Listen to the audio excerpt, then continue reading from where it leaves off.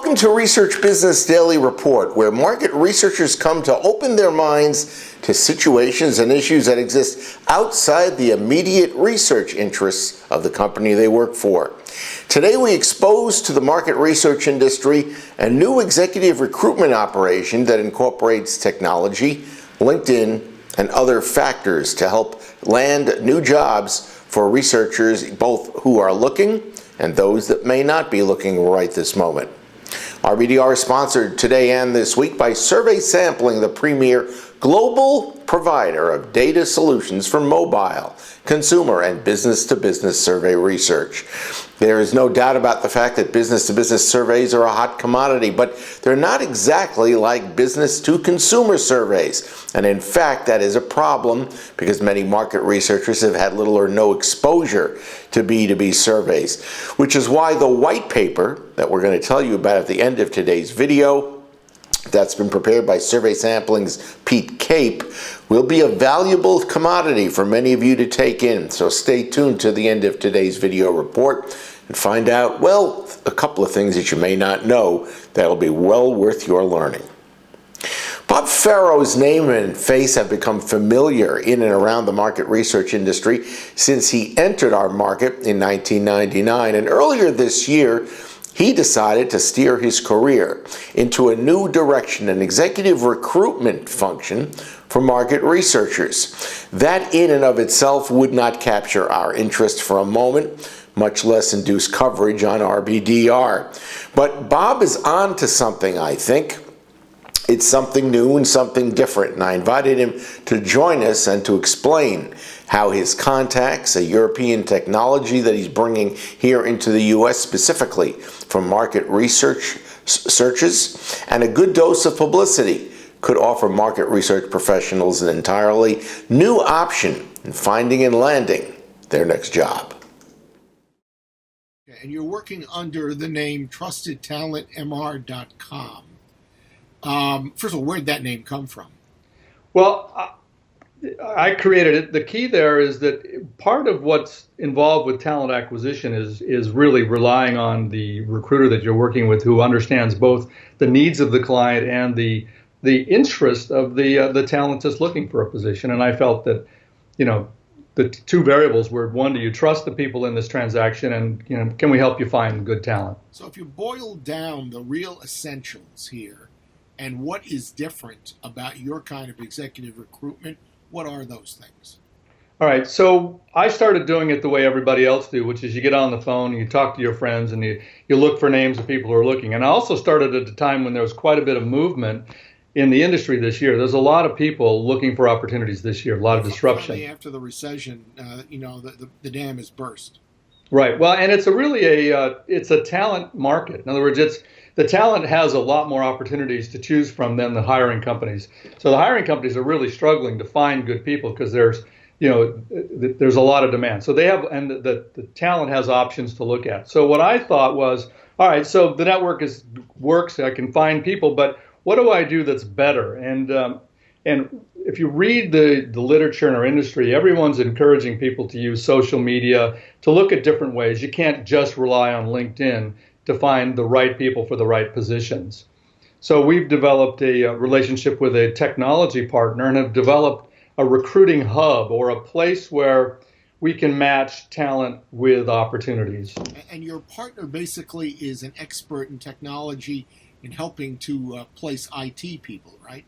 Well, they were placing IT professionals in Europe for years and have 6,000 of them in their database, and they needed a way to, not with a lot of energy, but a way to match the right people to the right positions. And they built a technology platform that I've brought here to the U.S. with them, and we're introducing exclusively to the market research industry. Okay, and they have an algorithm which you're going to apply along with several other features to really make it easier and more discernible for the company that's looking to hire to really get it down to the best candidates.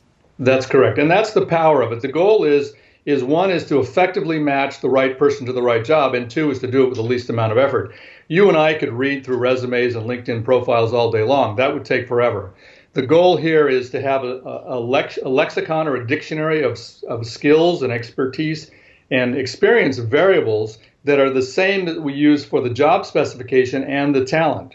So we defined the talent, skills, expertise, and experience, and we match that to the same requirements from the client, and we match these people up. So there's a personal and a technical combination here that you're putting to work. Right. We think that the technology makes it easier, but it doesn't work without the personal touch. So the talent, they manage their own profiles, and if they see a job they're interested in, they could apply to it. Or if I, as a recruiter, run the match and have identified them and rank them, and I send them an email, say, hey, would you like to apply to this position? It's more efficient for both of us. But the nucleus of what you're trying to build here is going to require getting a lot of people to register with your company, and basically it's as simple as having them hit a button on your website that links them to their LinkedIn account. Right. They can log in with LinkedIn, and it'll begin to populate the profile with their actual LinkedIn profile. And then they can add to it. So they can modify their skills and experience. They can add their photo. They can add their resume. And they can even record a video interview. You're looking for more than just people who are looking for a job now.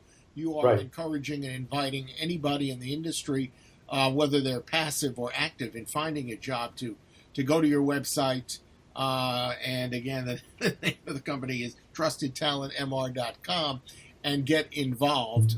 But even if they're passive and they're not all that looking for a job right now.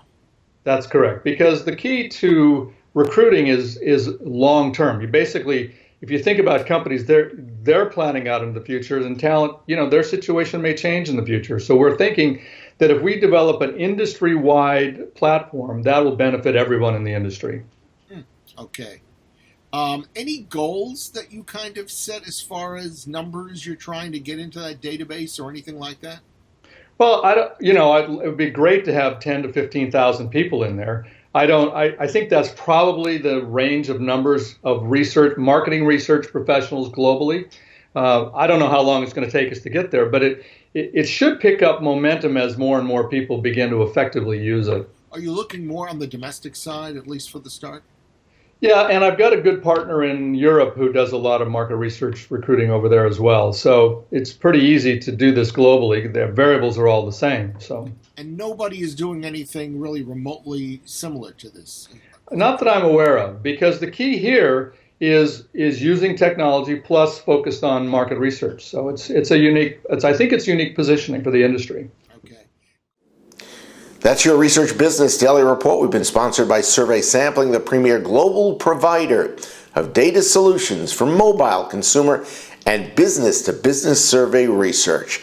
And as I mentioned at the start of today's report, Survey Sampling's Pete Cape has shared with us a white paper. It's about the benefits and challenges with 2016 online B2B research methodologies. If you take a look at the white paper, which of course we encourage you to do, you'll find out things like why B2B sample is always more costly than business-to-consumer sample, several ways to identify business-to-business fraud, and why never to contact workers during the day with your B2B survey.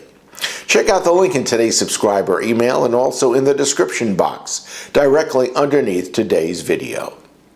Have yourself a great research day, and we hope that the remainder of your week is productive. Enjoy the upcoming weekend, and we will look forward to seeing you here on Monday.